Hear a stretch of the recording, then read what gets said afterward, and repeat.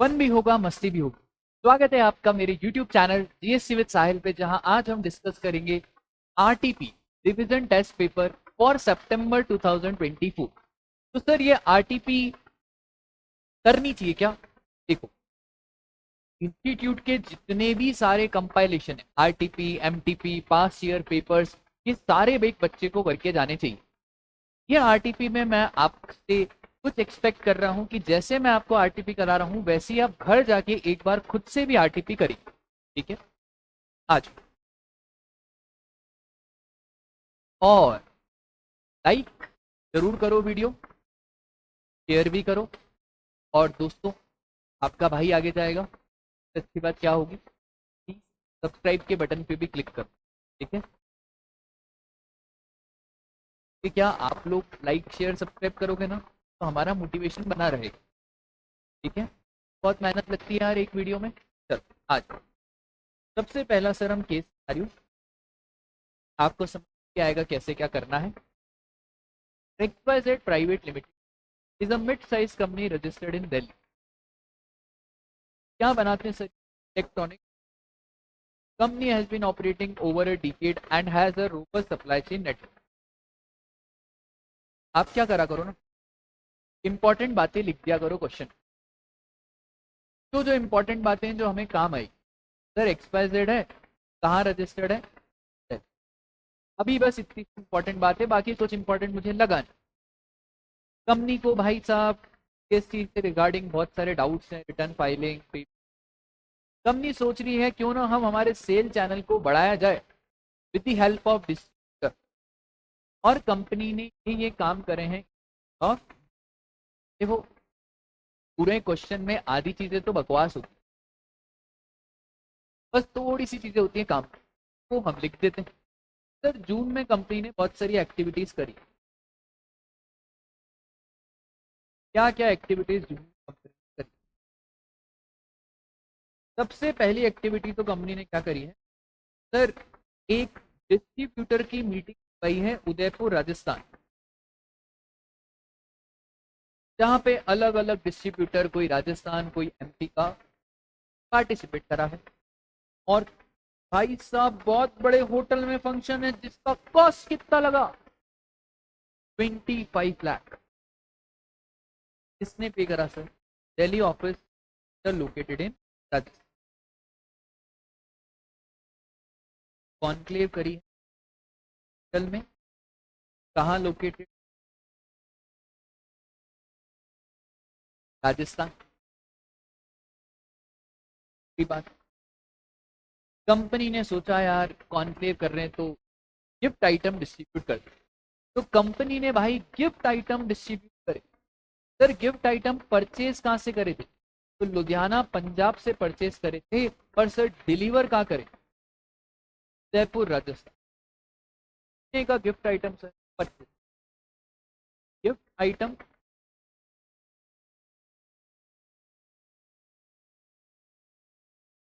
however the value of individual gift was restricted to 75,000।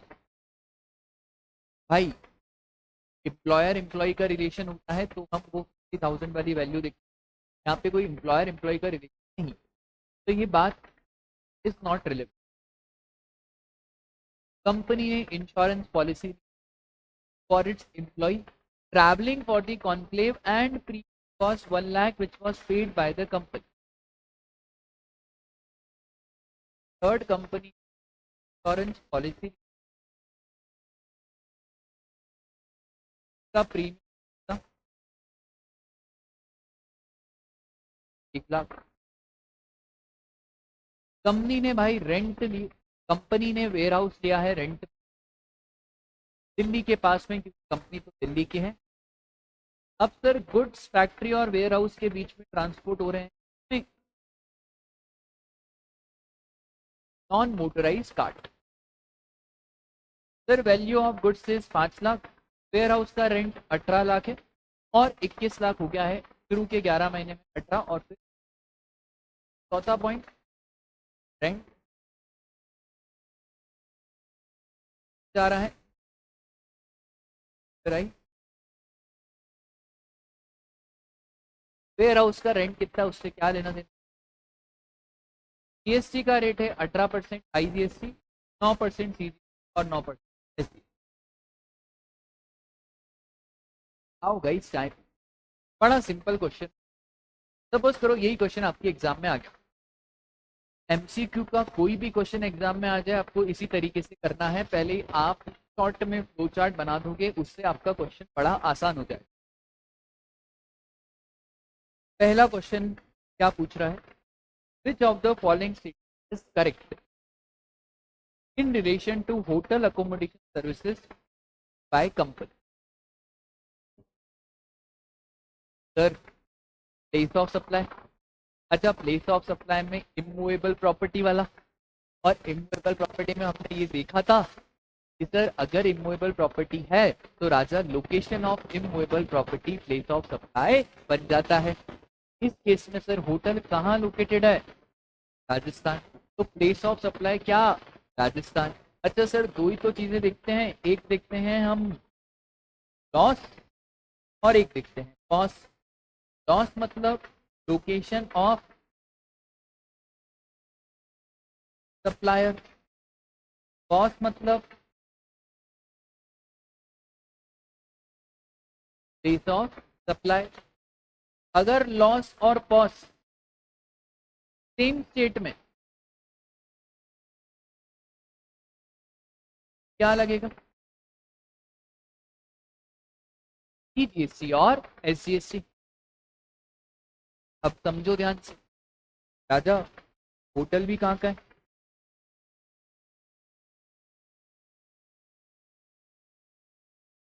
और place of supply भी क्या,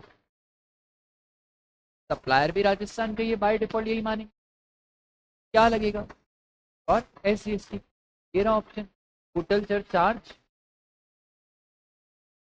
CGST and SGST, बड़ा simple. दूसरा, the place of supply in relation gift item purchased bye XYZ private limited. Sir XYZ private limited ने gift item purchase करे, उसका क्या रहेगा हमारा प्लेस ऑफ सप्लाई।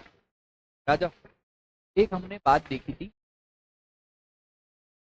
10(1)(c, बड़ी सिंपल बात कहता है कि भाई अगर रजिस्टर्ड है तो जो प्रिंसिपल प्लेस ऑफ बिजनेस होता है वही बना दो क्या, प्लेस ऑफ सप्लाई, क्योंकि सामने वाला आईटीसी लेगा। तो भाई मुझे एक बात बताओ, XYZ का प्रिंसिपल प्लेस ऑफ बिजनेस क्या है, दिल्ली बन जाएगा प्लेस ऑफ सप्लाई, खत्म भाई, क्या दिक्कत है, सामने वाला रजिस्टर्ड है और क्या। Sir which of the following statement is true in relation to gift and insurance policy purchased by company। Sir देखिए, तो गिफ्ट आइटम पे आईटीसी मिलेगा,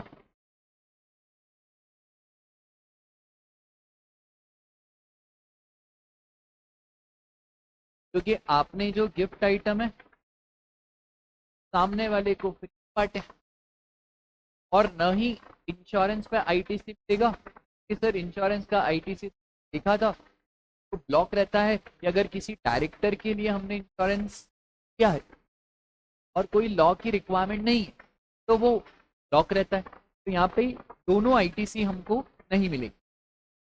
के बाद सर ई वे बिल, भाई नॉन मोटराइज है, नॉन मोटराइज में वैल्यू शैल्यू ना देखेंगे, तो नॉन मोटराइज में ई वे बिल की कोई जरूरत नहीं है, तो E way bill is not required to B.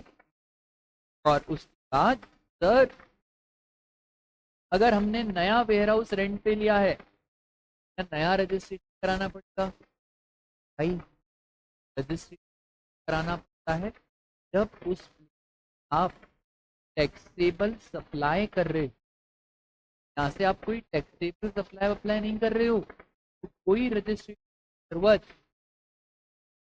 तो क्लियर है क्या, तो चेक करें क्या एक बार आंसर, ए बी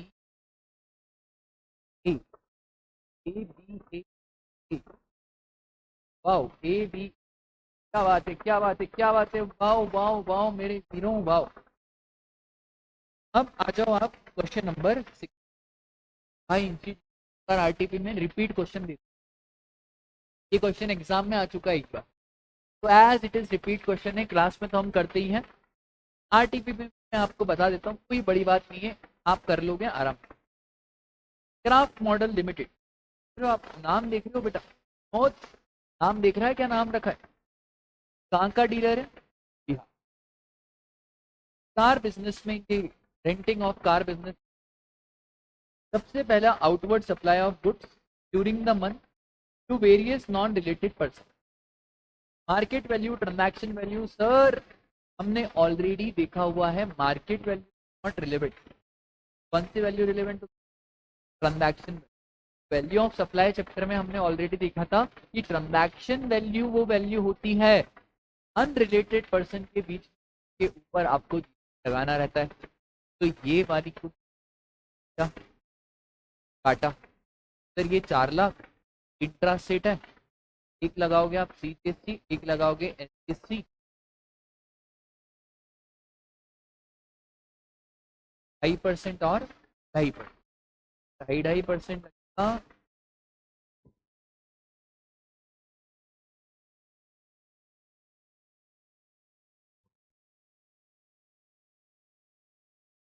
$10,000 और 10 लाख।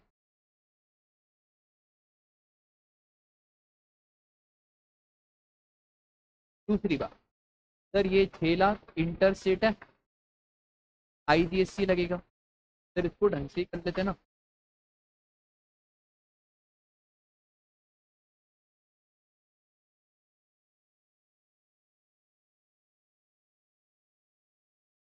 अभी मैं पूरा ढंग से प्रेजेंटेशन तो नहीं कर रहा हूँ, पर आपको रीजन और ये सब बताते रहूंगा कैसे क्या करना है।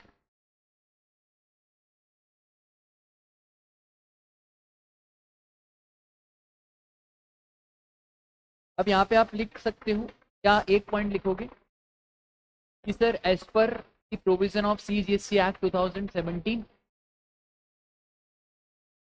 GST is levied on transaction value that is 4 lakh and it is a intra-state sale, so CGST and SGST will be levied. यहाँ पे आप लिखोगे GST would be leviable on 6 lakh and as it is an interstate sale, IGST would be leviable. ठीक है, तो हम कर लेते हैं सर, 4 लाख पे 10,000 और 10,000 और सर 6 लाख पे आईजीएसटी आप लगाओगे 5% और 5%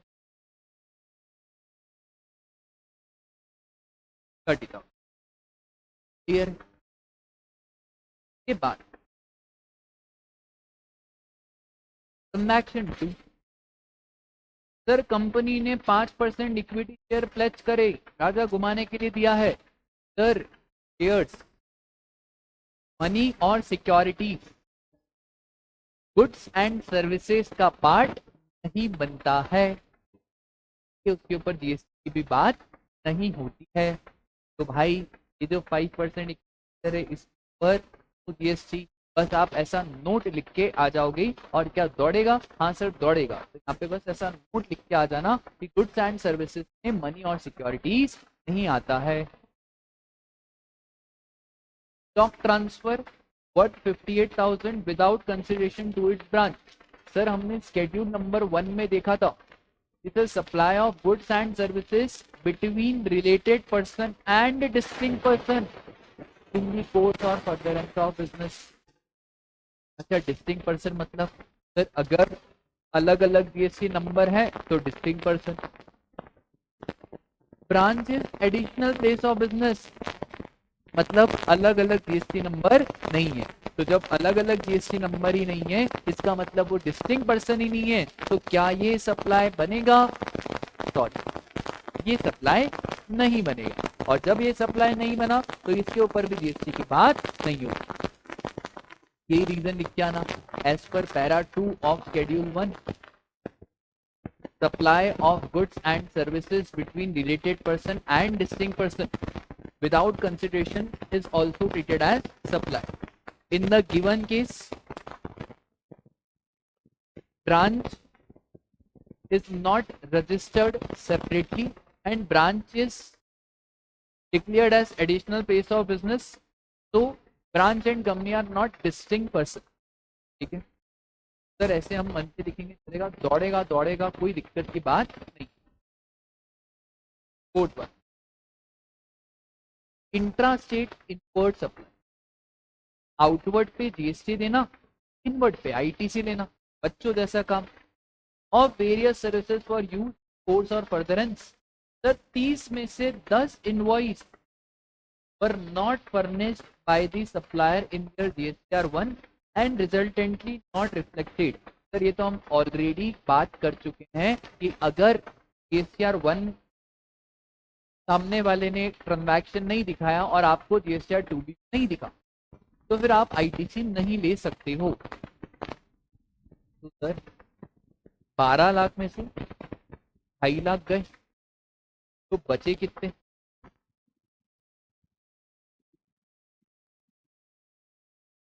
9.5 लाख. 9.5 लाख तो दिखा है, उसका आईटीसी ले लो. अच्छा इंट्रा है ना, तो intra state of various services rate क्या दिया हुआ है इन्होंने? 9%. तो 9.5 लाख का 85,500. तो एक कॉलम है और बना देते हैं.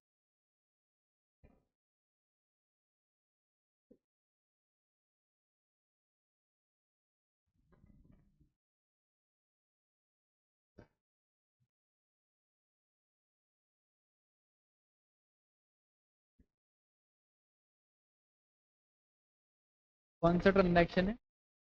रीजन मैंने आपको बता दिया भाई, जो रिफ्लेक्ट नहीं हो रहा है उसका आईटीसी आप नहीं दे सकते. ठीक है.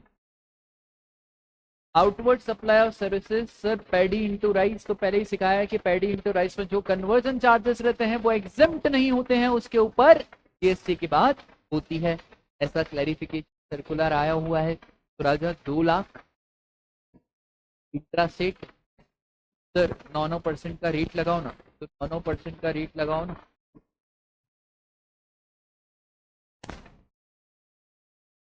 18,000. और इधर भी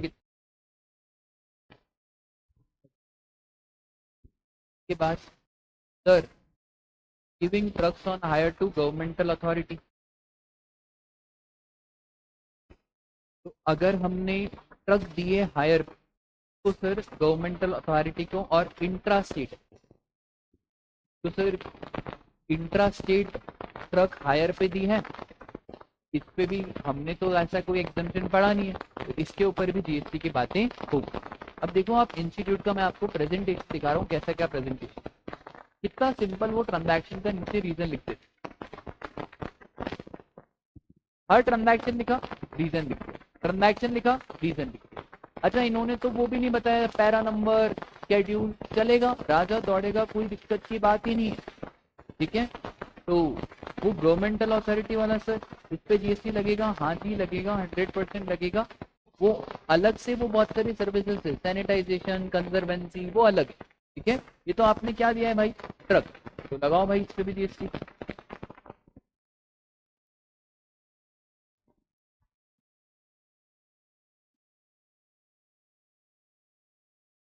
डेढ़ लाख और इंट्रा स्टेट है तो 9%, 13,500, 13,500. ठीक है. उसके बाद सर IIM अहमदाबाद में हमने अमाउंट पे करा, तब आईटीसी लेंगे. सर एक बात बताओ, मैनेजमेंट ट्रेनिंग प्रोग्राम है, पार्टिसिपेशन सर्टिफिकेट, क्या इस पे जीएसटी लगता है? हाँ जी इस पे जीएसटी लगता है. IIM का अगर कोर्स रेपुटेड 2 साल 5 साल वाला कोर्स है उस पे नहीं लगता, पर जो छोटे मोटे कोर्स होते हैं शॉर्ट ड्यूरेशन प्रोग्राम उसके ऊपर तो जीएसटी लगता है. तो 5 लाख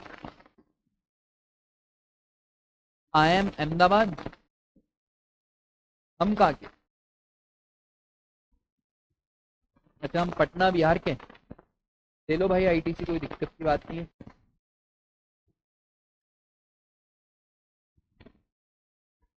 5 लाख का 18%.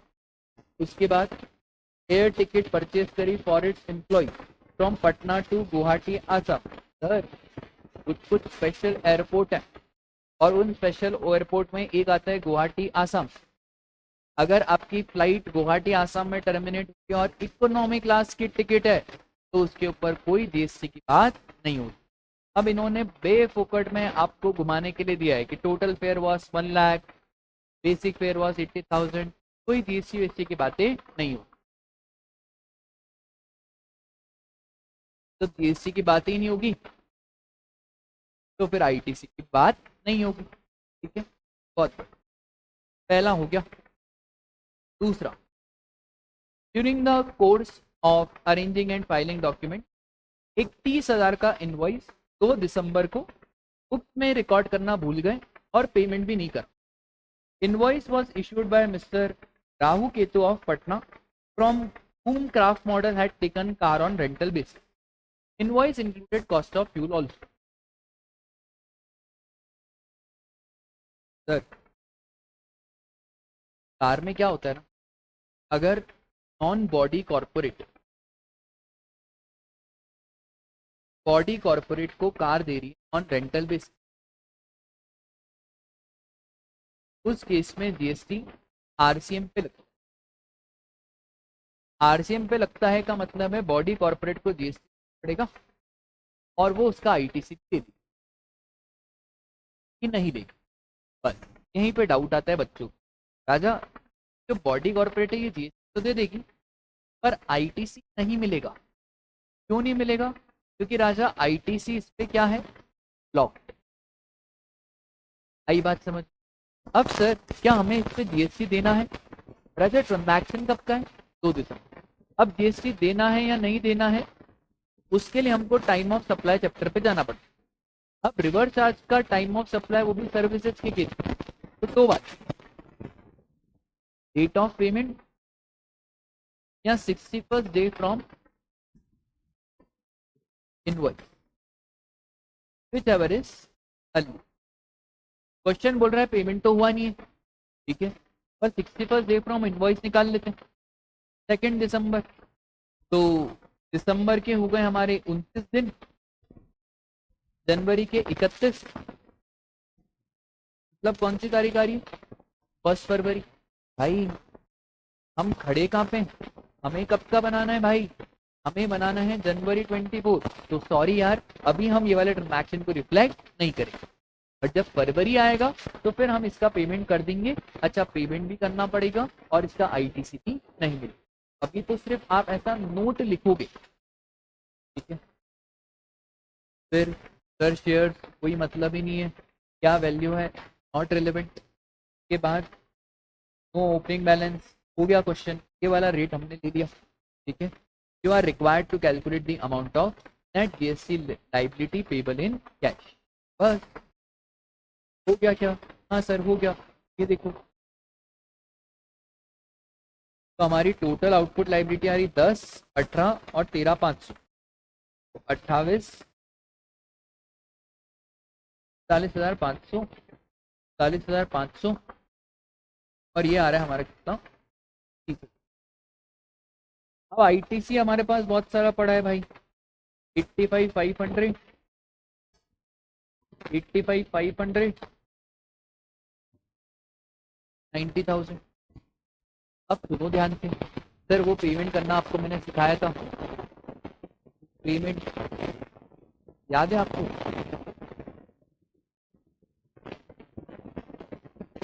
पहले आई से आई, फिर आई से सी, आई से एस, सी से सी, डी से आई, एस से एस और एस से आई। पहले आई पूरा खत्म होगा। सर क्या क्या पेमेंट करना है?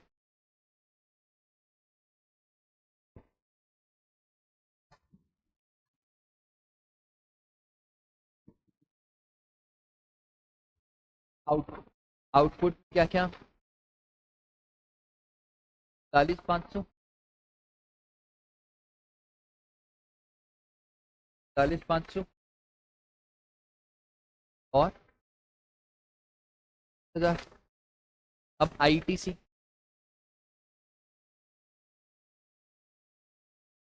पहले सर आईजीएससी, कितना आईजीएससी भाई? 90,000।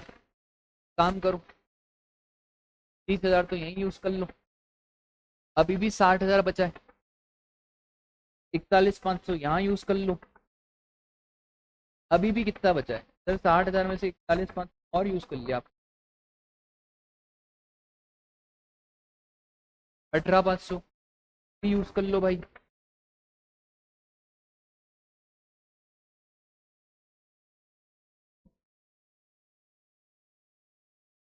क्या हो गया? 23,000। अब सर क्या SGST पड़ा है? हाँ भाई SGST, अरे पैसे ही पैसा है। 85,500 IT से ले लो और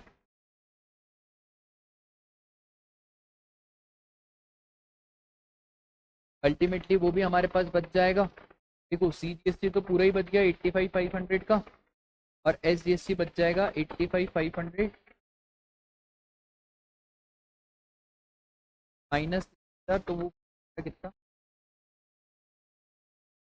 55,500। तो क्लियर है क्या? बड़ा बेसिक। एक बार इंस्टीट्यूट का प्रेजेंटेशन देखो। आउटवर्ड सप्लाई की डिटेल बता दी, रीजन यहीं पे नीचे बता दिया।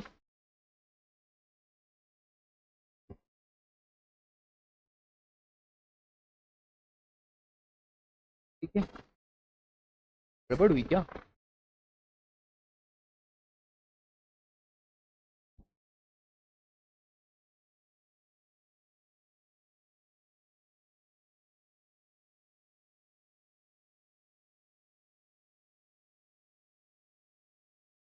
अरे यार छोटी सी गड़बड़ हो गई, रेट की गड़बड़ हो गई। हमने 2.5% रेट लिया, जबकि रेट 9% का था। ठीक है, इसको सही कर देते हैं। तो 9% का रेट था हमारा 36,000, और इधर 6 लाख का 18% कितना हो गया? 1,08,000। वो है ना, इनसे बहुत बार गेम खेल लेती है। तो 4 लाख का 9%, क्योंकि यहाँ पे इन्होंने नीचे लिखा हुआ था कि जितने भी अदर है ना, अदर, उस पे आपको क्या रेट लेना है? नॉन। और कार रेंटल पे कितना लेना है? 2.5 और 2.5। एक हो गया गलती से। अब तो सर इधर टोटल भी गड़बड़ हो जाएगी।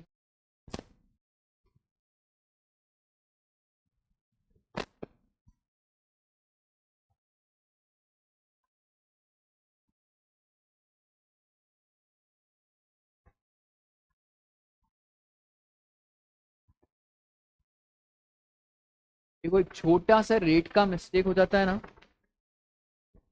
तो फिर पूरी गड़बड़ हो जाती है। ठीक है, वो ध्यान रखना पड़ता है यार, छोटी छोटी बातें। ठीक है,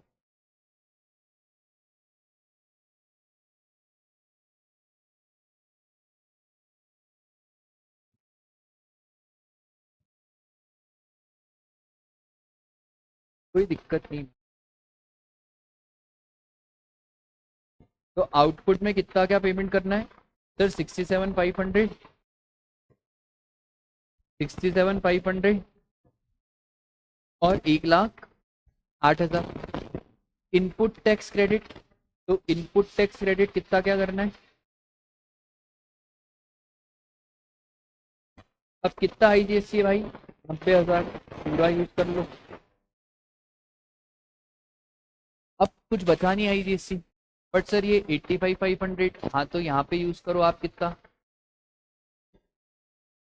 अब जो CGST का पैसा बच गया, जैसे 85,500 में से मैं माइनस कर दूंगा 67,500, तो जो पैसा 18,000 बच गया है ना, ये 18,000 आप यूज कर लोगे किधर?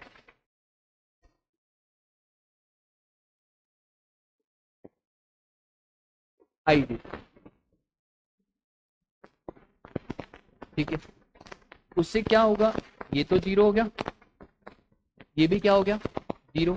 और ये 85,500 बचा है ना, तो इसमें से कितना यूज कर लो आप?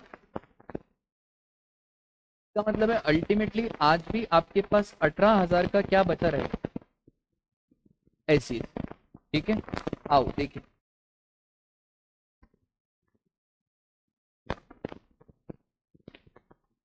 ठीक है, ये देखिए आईटीसी हमारे पास कितना बचा रहेगा, 18,000 का बचा रहेगा। ठीक है, बड़ा सिंपल क्वेश्चन था, बस देखो छोटी सी मिस्टेक हो गई, आपसे भी हो सकती है, जल्दी जल्दी घाई घाई में मिस्टेक हो जाती है। ठीक है, तो बस ऐसे ही प्रेजेंटेशन करना है और ऐसे ही आपको लिख के आना है एग्जाम में। आपका होमवर्क है कि घर जाके एक बार आप इस आरटीपी क्वेश्चन को खुद से करें। ठीक है,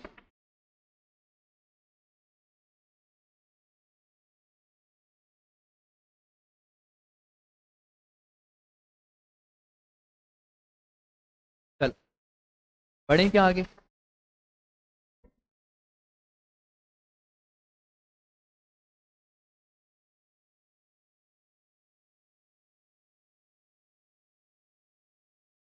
Briefly examine the taxable value of supply in the following independent cases.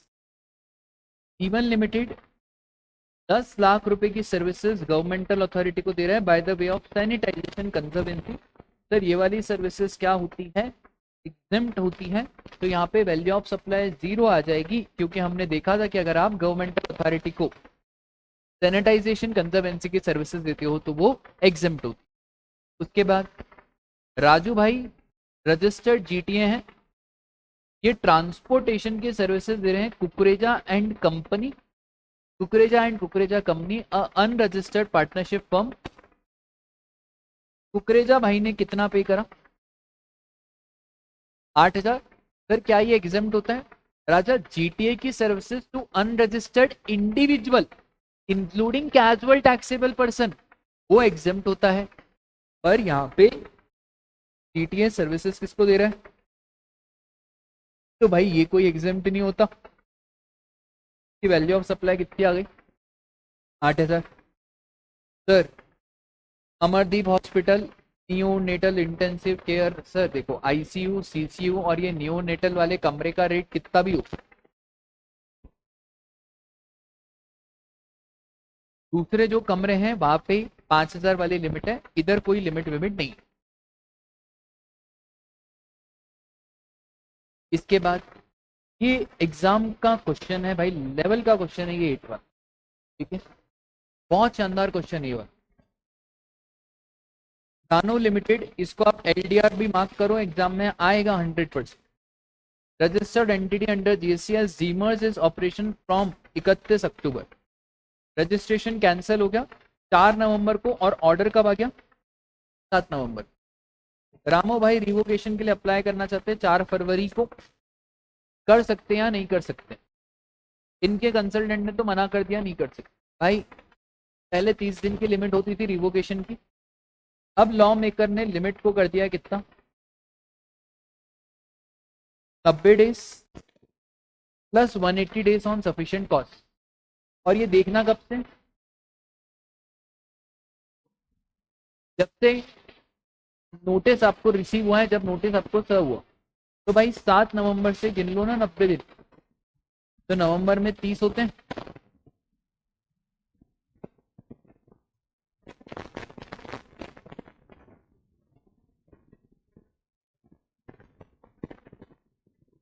तो ये हो गया हमारा 31 और 23, 41, 51, 54 और 64, 74, जनवरी भी पूरा जाएगा, तो 31, 31, 62, 72, 82, 85, मतलब 5 फरवरी तक अप्लाई कर सकते हैं। भाई साहब ने अप्लाई कब करा, भाई कोई दिक्कत की बात ही नहीं है, 4 फरवरी को अप्लाई कर रहे हो, चलेगा क्या, हाँ सर चलेगा, बिल्कुल दौड़ेगा। एक बार हम देख लेते हैं आईसीएआई ने इसका आंसर क्या लिया है।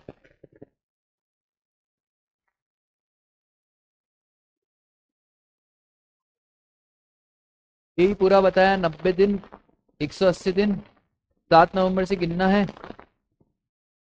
तो भाई बहुत बढ़िया, 5 फरवरी आ रही, कर सकते हो, अभी तो 4 फरवरी है, एक दिन अभी भी बाकी है मेरे दोस्त, कर सकते हो, कोई दिक्कत की बात नहीं है।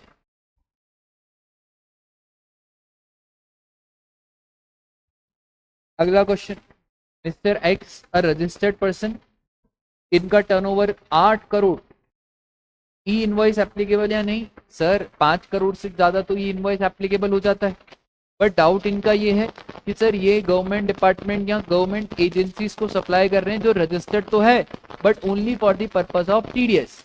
राजा इसका सर्कुलर आया हुआ है, आप रजिस्टर्ड हो ना, भले टीडीएस पर्पज के लिए हो, रजिस्टर्ड तो हो ना। तो भाई यहाँ पे मिस्टर एक्स को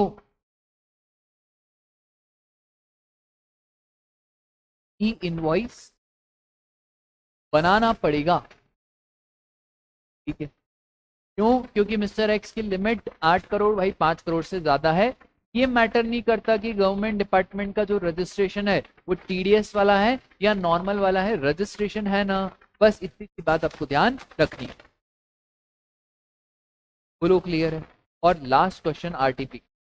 सर रूल 88D के बारे में बता दो। अरे रूल 88D का तो भाई मैं कब से कह के थक गया कि एग्जाम में रूल 88D का क्वेश्चन क्यों नहीं आ रहा है। इस बार एक्सपेक्टेड है सितंबर वालों कि रूल 88D का क्वेश्चन एग्जाम में आएगा।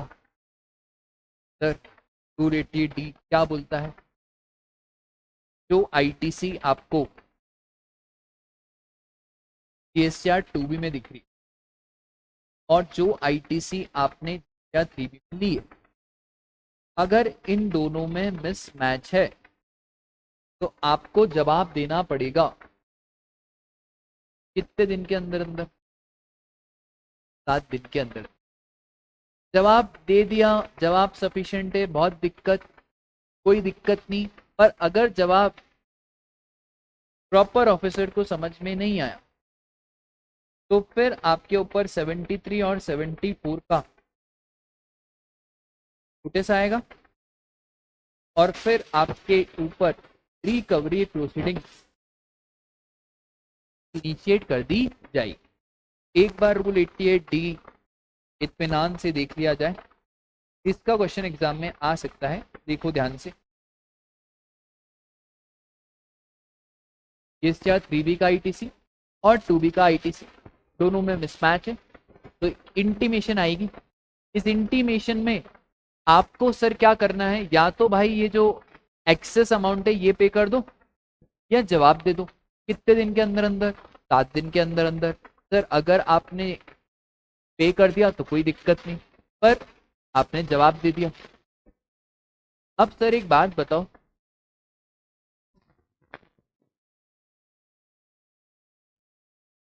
अगर जो आपने जवाब दिया वो प्रॉपर ऑफिसर को समझ में नहीं आया तो फिर 73 74 का नोटिस आएगा और रिकवरी प्रोसीडिंग इनिशिएट कर दी जाएगी। ठीक है, बस इतनी सी बात है, यही आपको ध्यान रखना है। ठीक है, अगर आपको वीडियो अच्छी लगी तो प्लीज लाइक का बटन दबाओ, शेयर का बटन दबाओ और राजा बेटे या रानी बिटिया उस सब्सक्राइब के बटन को जरूर जरूर क्लिक करो। और आपके लिए मैंने पूरी की पूरी प्लेलिस्ट, जहाँ पे सितंबर वाले बच्चों के लिए खास फ्री में सारे जीएसटी के लेक्चर अवेलेबल हैं, उसका भी आप लुत्फ उठा सकते हैं। Thank you.